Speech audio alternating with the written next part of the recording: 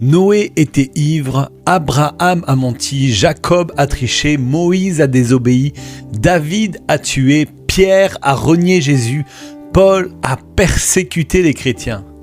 Tous ont commis de graves erreurs, mais tous ont été justifiés par Dieu. Parce que l'histoire biblique n'est pas l'histoire des gens parfaits qui ont réussi, mais l'histoire d'un Dieu parfait qui restaure ceux qui ont échoué.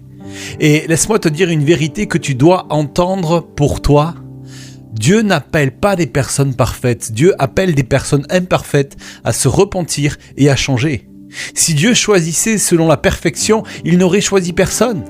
Mais Dieu choisit selon le cœur, selon la disponibilité, selon le oui que tu lui donnes. Et regarde comment Dieu agit. Le menteur est devenu le père de la foi, le tricheur est devenu Israël, le meurtrier a écrit des psaumes qui guérissent des générations, le renieur est devenu la voix de la Pentecôte, le persécuteur est devenu l'apôtre des nations.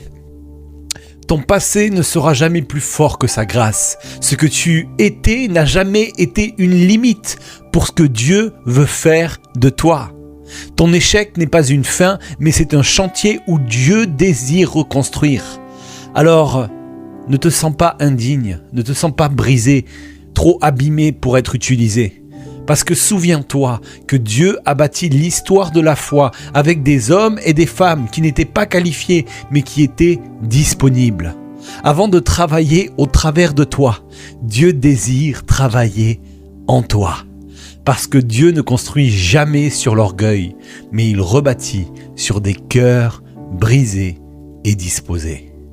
Alors, ne dis plus « je ne suis pas digne », dis plutôt « Seigneur ». Me voici.